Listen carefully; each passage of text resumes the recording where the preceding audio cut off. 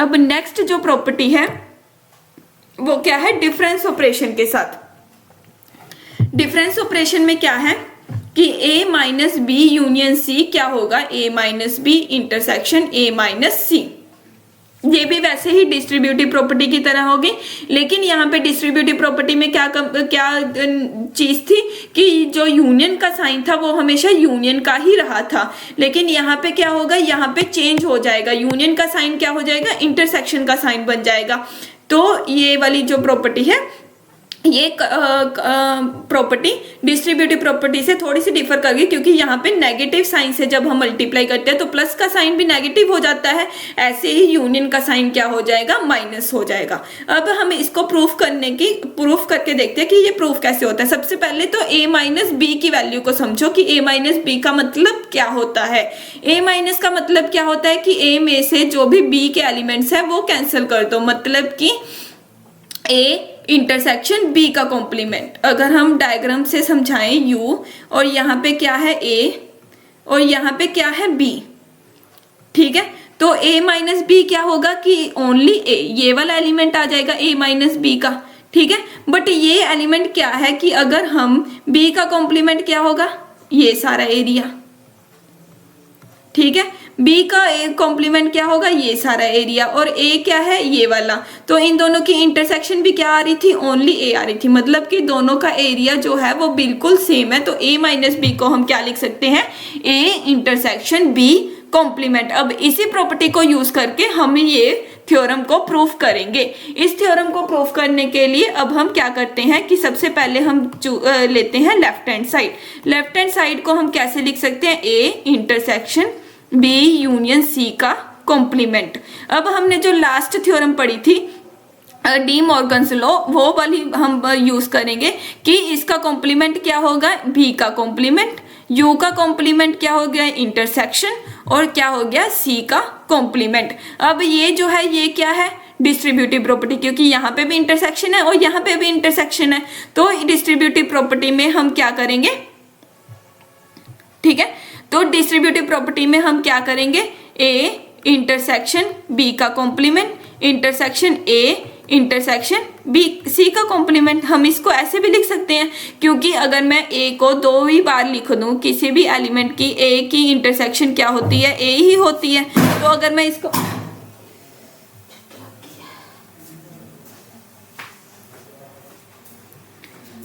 तो अगर मैं इसको चाहे एक बार लिखूं चाहे दो बार लिखूं, तो इसकी इंटरसेक्शन तो सेम ही आएगी।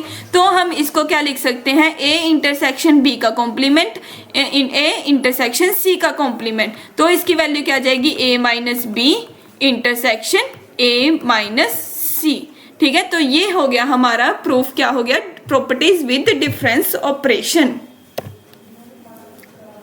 सिमिलरली हम जो है वो नेक्स्ट प्रॉपर्टी प्रूफ कर सकते हैं, वो भी इसी तरह से प्रूफ करेंगे, ठीक है। ये वाली प्रॉपर्टी कौन सी है, a minus B intersection c। ऐसे ही यहाँ पे a माइनस बी हो गया, a माइनस c हो गया, और इंटरसेक्शन का कॉम्प्लीमेंट क्या होता है, यूनियन। तो a minus B union a minus c। अब हमारी नेक्स्ट प्रॉपर्टी है a minus B intersection b क्या होगी, ठीक है। ये हमारा नेक्स्ट क्वेश्चन है कि a minus B intersection b क्या होगा, ठीक है। तो सबसे पहले हम इसको प्रूफ करने के लिए क्या करेंगे, इसको सॉल्व करने के लिए या इसकी वैल्यू निकालने के लिए हम क्या करते हैं, a माइनस बी की वैल्यू यूज कर लेते हैं a इंटरसेक्शन b कॉम्प्लीमेंट, ठीक है। ये मैंने बताया था कि a माइनस बी क्या होता है, a इंटरसेक्शन b का a इंटरसेक्शन b कॉम्प्लीमेंट, मतलब पहले b का कॉम्प्लीमेंट लो फिर दोनों की इंटरसेक्शन ले लो, तो हमारे पास क्या आएगा, a माइनस बी की वैल्यू आएगी, ठीक है। तो इसकी वैल्यू यूज कर लेते हैं। इसकी वैल्यू यूज करके क्या आएगा हमारे पास, a intersection b complement intersection b। अब ये देखो, ये सिचुएशन में हम क्या यूज करते हैं, एसोसिएटिविटी प्रॉपर्टी। एसोसिएटिविटी में क्या कहते हैं कि पहले या तो इन दोनों की ले लो या फिर इन दोनों की ले लो, हमारा डिफरेंस कोई भी नहीं आएगा। तो हम क्या करते हैं, ए इंटरसेक्शन पहले हम इनकी वैल्यू निकाल लेते हैं, ठीक है। A intersection B complement intersection B, इनको हमने ब्रैकेट में लिख लिया। अब ये हमने प्रॉपर्टी पढ़ चुके हैं कि एक बी और बी का कॉम्प्लीमेंट, इन दोनों में कुछ भी कॉमन होता ही नहीं है, ये बी होता है, ये वाला सारा क्या होता है बी कॉम्प्लीमेंट। तो इन दोनों में जब कुछ भी कॉमन ही नहीं है तो इनकी वैल्यू क्या आएगी, इंटरसेक्शन की वैल्यू क्या आएगी, फाई आएगी। अब ए इंटरसेक्शन फाई की वैल्यू क्या आएगी, फाई आएगी। क्यों, अगर कोई भी अगर फाई जो है वो क्या है, सबसेट ऑफ ए है, तो इंटरसेक्शन क्या आता है, छोटा वाला सेट। तो मतलब कि हमारे पास क्या आई, A minus B intersection of B क्या आई, फाई आई। अब आप इसको वेन डायग्राम के साथ भी देख सकते हो। ठीक है, ये हमने बनाया ए, ये हमने बनाया बी, ये ए है और ये क्या है बी। अब ए माइनस बी किसको रिप्रेजेंट करता है, ओनली ए को, मतलब कि ये वाला पोर्शन। ठीक है, अब इंटरसेक्शन बी, बी किसको रिप्रेजेंट करता है, ये सारा का सारा सर्कल वाला एरिया। ठीक है, अब ये येलो वाली लाइंस और ये वाली लाइंस में कोई चीज कॉमन है, नहीं है, तो मतलब कि इनकी इंटरसेक्शन क्या आएगी, 5। ठीक है, अब हम करते हैं इसके आगे वाली प्रॉब्लम। वो क्या है कि a minus B union b क्या होगी। ठीक है, a minus B union b को पहले हम वैसे ही मैथमेटिकली सॉल्व करते हैं। मैथमेटिकली सॉल्व कैसे करेंगे, a माइनस बी को क्या लिख देंगे, a intersection b complement union b। ठीक है, अब देखो, अब इसमें हम क्या यूज कर सकते हैं, इसमें हम यूज कर सकते हैं डिस्ट्रीब्यूटिव प्रॉपर्टी। डिस्ट्रीब्यूटिव प्रॉपर्टी क्या कहती है कि a यूनियन b ले लो, बीच में कौन सा साइन आएगा, इंटरसेक्शन का साइन, फिर ले लो b कॉम्प्लीमेंट यूनियन b।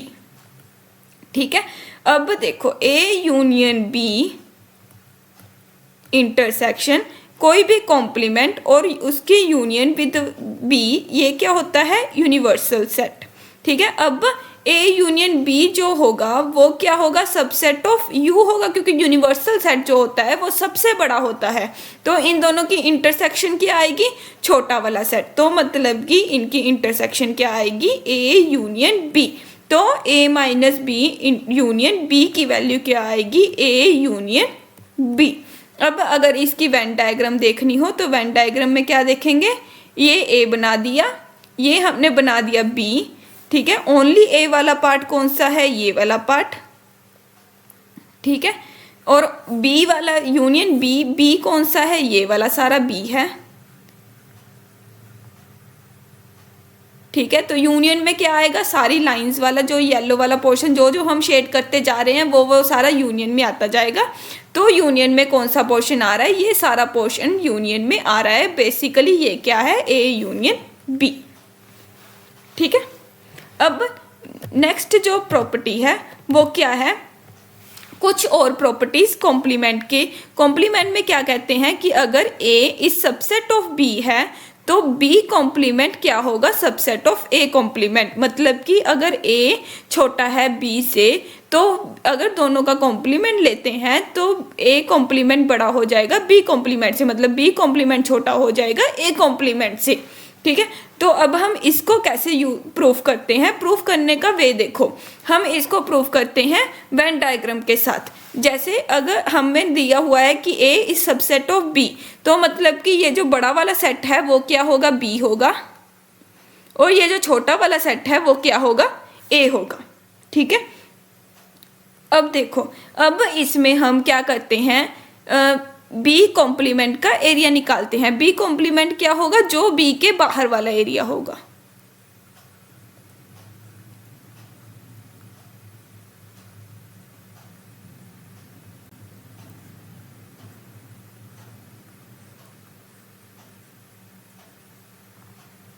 ये सारा एरिया बी कॉम्प्लीमेंट का आ गया जो हमने ब्लू लाइंस लगाई हैं। अब हम ड्रॉ करते हैं ए कॉम्प्लीमेंट का एरिया। ए कॉम्प्लीमेंट का एरिया कौन सा होगा, जो ये छोटा सर्कल है ये ए को रिप्रेजेंट करता है, तो ए कॉम्प्लीमेंट क्या होगा, ये जो छोटे सर्कल वाला एरिया है।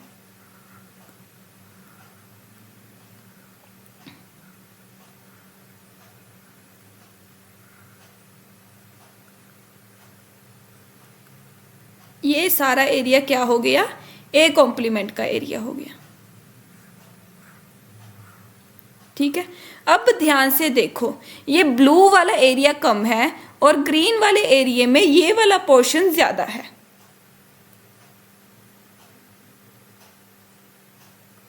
ग्रीन वाले एरिया में क्या है, ये वाला जो पोर्शन है ये वाला ज्यादा है, मतलब कि जो एलिमेंट इस एरिया में पड़ा होगा वो जो है वो बी कॉम्प्लीमेंट में प्रेजेंट नहीं होगा। तो मतलब कि जो ब्लू वाला पोर्शन है वो क्या है, सबसेट ऑफ ग्रीन वाला पोर्शन। ठीक है, ब्लू वाले पोर्शन के सारे एलिमेंट्स क्या है, ग्रीन वाले पोर्शन में आते हैं। ब्लू का जो एरिया है वो सारा ग्रीन पोर्शन कवर कर रहा है, तो मतलब कि ब्लू पोर्शन क्या हो गया, सबसेट ऑफ ग्रीन पोर्शन हो गया। इसका मतलब क्या हो गया, ब्लू पोर्शन किसको रिप्रेजेंट कर रहा था, बी कॉम्प्लीमेंट को, और ग्रीन पोर्शन किसको रिप्रेजेंट कर रहा था, ए कॉम्प्लीमेंट को। तो मतलब कि बी कॉम्प्लीमेंट जो हो गया ए कॉम्प्लीमेंट का सबसेट हो गया। अगर ए इज सबसेट ऑफ बी है देन बी कॉम्प्लीमेंट जो हो गया वो क्या हो गया, सबसेट ऑफ ए कॉम्प्लीमेंट। ये था प्रूफ हमारा इस प्रॉपर्टी के लिए। अब हमारी नेक्स्ट जो प्रॉपर्टी है वो क्या कहती है कि a माइनस बी जो होगा वो क्या होगा, b complement minus a complement के बराबर। तो इसको प्रूफ करने के लिए हम क्या करते हैं, राइट हैंड साइड को पिक करते हैं, b complement minus a complement. इसको क्या लिख सकते हैं, a माइनस बी की वैल्यू क्या होती है, a इंटरसेक्शन b कॉम्प्लीमेंट। यहाँ पे हमारे पास a की जगह क्या है, b कॉम्प्लीमेंट, और b की जगह क्या है, a कॉम्प्लीमेंट। तो उसकी जगह वैल्यू क्या होगी, a की जगह क्या लिख देंगे, b complement, intersection b complement की जगह b की जगह क्या लिख देंगे, a कॉम्प्लीमेंट, मतलब a कॉम्प्लीमेंट का कॉम्प्लीमेंट। अब हमने कॉम्प्लीमेंट की प्रॉपर्टीज में पढ़ा था कि a कॉम्प्लीमेंट का कॉम्प्लीमेंट क्या होगा, a ही होगा। ठीक है, अब हमने पढ़ा है कि ये वाली जो प्रॉपर्टी, ये जो है इंटरसेक्शन जो है वो क्या होती है, कम्यूटेटिव इन नेचर होती है। तो ये कम्यूटेटिविटी में क्या आ जाएगी, A intersection B complement. Okay, अब ये a इंटरसेक्शन b कॉम्प्लीमेंट को हम बेसिकली क्या लिख सकते हैं, a माइनस b, मतलब कि only a। So we have proved that b complement minus a complement is equal to a minus b। अब नेक्स्ट प्रॉपर्टी है a minus b union b minus a union a intersection b क्या होगा हमारे पास। तो इसको prove करने के लिए हम क्या करते हैं, सीधा सा हिसाब है वेन डायग्राम का। वेन डायग्राम में क्या करेंगे, अब देखो ये जो पिंक वाला पोर्शन है, पिंक वाला पोर्शन किसको रिप्रेजेंट कर रहा है, a माइनस बी को रिप्रेजेंट कर रहा है, ओनली a। और जो ग्रीन वाला पोर्शन है, ग्रीन वाला पोर्शन किसको रिप्रेजेंट कर रहा है, b माइनस a को। और ये जो ब्राउन वाला पोर्शन है ये किसको रिप्रेजेंट कर रहा है, a इंटरसेक्शन b को। ठीक है, तो मतलब कि अब यहाँ पे कौन सा साइन है, यूनियन का साइन है। तो मतलब कि ये तीनों के तीनों पोर्शन हमारे आंसर में आने चाहिए। जो आंसर होना चाहिए वो क्या होना चाहिए, pink and pink union brown union green, ये तीनों के तीनों पोर्शन हमारे आंसर में आने चाहिए। लेकिन अगर हम ध्यान से अपना पोर्शन रिवाइज करें तो हमारे पास क्या आता होता है कि ये जो सारा का सारा पोर्शन है ये बेसिकली किसको रिप्रेजेंट करता है, ए यूनियन बी को। तो मतलब कि इसकी वैल्यू क्या आ जाएगी, ए यूनियन बी। देखा, वेन डायग्राम से इतना कॉम्प्लिकेटेड जो कोई स्टेटमेंट लग रही थी हमें कि हम इसके में अलग अलग प्रॉपर्टीज यूज करके फिर इसको निकालेंगे, वो वेन डायग्राम से कितनी इजी हो गई और आप ऑब्जेक्टिव वाले क्वेश्चन में इसका आंसर कितनी इजीली लगा सकते हैं। अब ये देखो, अब नेक्स्ट जो है वो क्या है, b minus A is equal to A minus B. अब इसका भी हम आंसर वेन डायग्राम से निकाल सकते हैं। इस प्रॉपर्टी को भी प्रूफ हम वेन डायग्राम से कर सकते हैं। वो कैसे करेंगे, देखो b माइनस ए रिप्रेजेंट क्या करता है, ओनली b को, मतलब कि कौन सा वाला पोर्शन, ग्रीन वाला पोर्शन। और a माइनस बी किसको रिप्रेजेंट करता है, सिर्फ पिंक वाले पोर्शन को। मतलब कि इनका कहने का क्या है कि ग्रीन वाला पोर्शन जो है वो किसके इक्वल है, पिंक वाले एरिया के। एरिया, ग्रीन एरिया जो है वो पिंक एरिया के इक्वल है। अब एरिया में क्या होता था, जैसे हम ट्रायंगल का एरिया लेते हैं तो हम इन दोनों, ये वाला एरिया जो है ब्राउन वाला एरिया, दोनों में ऐड कर सकते हैं। तो हम क्या करते हैं, दोनों में ब्राउन वाला एरिया ऐड कर देते हैं।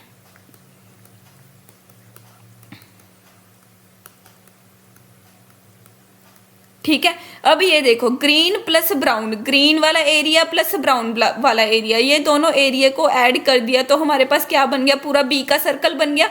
बेसिकली ये क्या बन गया, हमारे पास पूरा का पूरा बी सेट बन गया। अब अगर पिंक वाला एरिया और ब्राउन वाले एरिया दोनों को ऐड किया तो हमारे पास पूरा ए वाला सर्कल बन गया। तो हमारे पास ये बेसिकली क्या बन गया, ए पूरा सेट बन गया।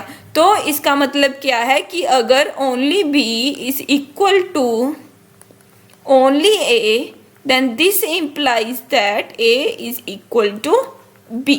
तो ये भी प्रूफ हमने वेन डायग्राम के थ्रू इजीली कर दिया। अब नेक्स्ट जो प्रॉपर्टी है, नेक्स्ट प्रॉपर्टी क्या है कि अगर A union B is equal to A intersection B हो जाए, मतलब कि जो एलिमेंट A यूनियन B में है वो ही एलिमेंट A इंटरसेक्शन B में है, तो इसका तो A is equal to B होगा। हम इसको कॉन्ट्राडिक्शन से लेके चलते हैं कि मान लिया कि A is not equal to B है। कोई भी एक एलिमेंट X एक ऐसा एलिमेंट है जो A में है एंड X जो है वो B में नहीं है। ठीक है, मान लो कि वो एलिमेंट X A में है पर X B में नहीं है। ठीक है, तो इसका मतलब क्या होगा, अगर X A में है पर X B में नहीं है तो X जो है वो A यूनियन B में तो होगा ही होगा, क्योंकि A यूनियन B में A के सारे एलिमेंट्स होते हैं और B के सारे एलिमेंट्स होते हैं। तो X A यूनियन B में तो है, लेकिन A इंटरसेक्शन B में क्या होगा, A और B के कॉमन एलिमेंट्स होंगे, लेकिन X A में है और X B में नहीं है, तो मतलब X कॉमन एलिमेंट नहीं है। तो इसका मीनिंग क्या होगा कि X जो है वो नहीं होगा किसमें, A इंटरसेक्शन B में। पर हमारे पास A यूनियन B इक्वल था A इंटरसेक्शन B के। इसका मतलब क्या था कि कोई भी एक extra element A union B में नहीं था जो A इंटरसेक्शन B में भी ना हो। पर यहाँ पे हमारे पास क्या आ गया कि एक X एलिमेंट ऐसा है जो A यूनियन B में तो है पर A इंटरसेक्शन B में नहीं है। तो ये क्या हो गई हमारे पास, कॉन्ट्राडिक्शन। तो कॉन्ट्राडिक्शन में जो हमने पहले चीज सपोज की थी उसका किया होगा अपोजिट होगा, मतलब कि A is equal to B होगा। तो ये वाली जो स्टेटमेंट है हम इसको कॉन्ट्राडिक्शन को यूज करके हम इसको प्रूफ कर सकते हैं।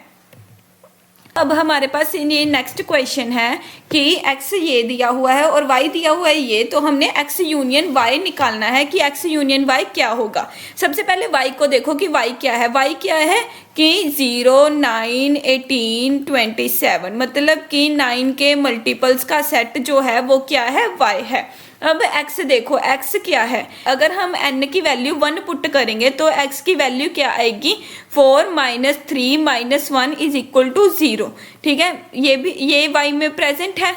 अब नेक्स्ट जो देखेंगे, नेक्स्ट में n की वैल्यू को हम 2 पुट करके देखेंगे कि n की वैल्यू 2 के साथ क्या आती है। तो 2 के साथ क्या आती है, 4n, 4/2 मतलब 16 -3 2 6 -1 इज इक्वल टू 9, मतलब कि n इज इक्वल टू 2 के लिए n की वैल्यू क्या आई, 9। अब n इज इक्वल टू 3 के लिए देखेंगे कि क्या आती है, 4 4 16 4 64 -3 -1 इज इक्वल्स टू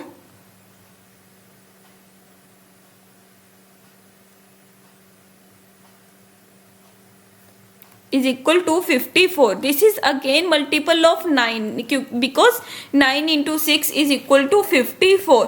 तो हमने फर्स्ट 3 केसेस के साथ देखा कि ये बेसिकली 9 के मल्टीपल ही आ रहे हैं और हमारे पास y में क्या है, 9 के मल्टीपल्स हैं। तो हमारे पास बेसिकली क्या आया कि x is a subset of y।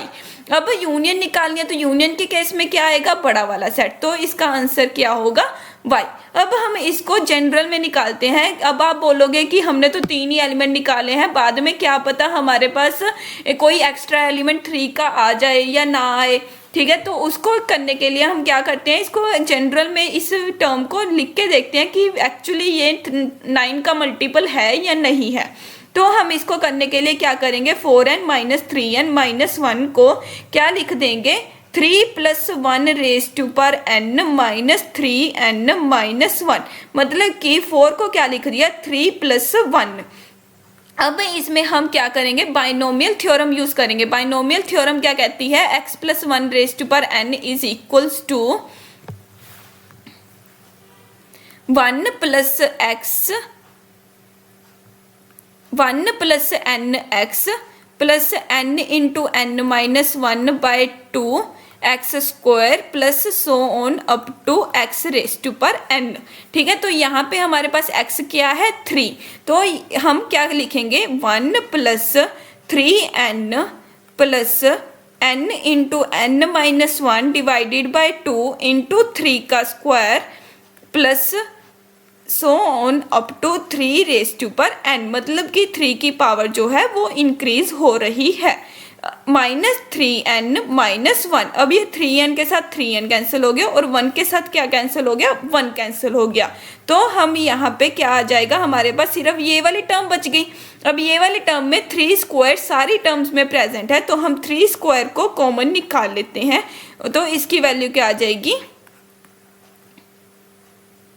Plus n into n minus 1 into n minus 2 divided by 3 factorial into 3 plus so on up to 3 raise to पर n माइनस 2, ठीक है।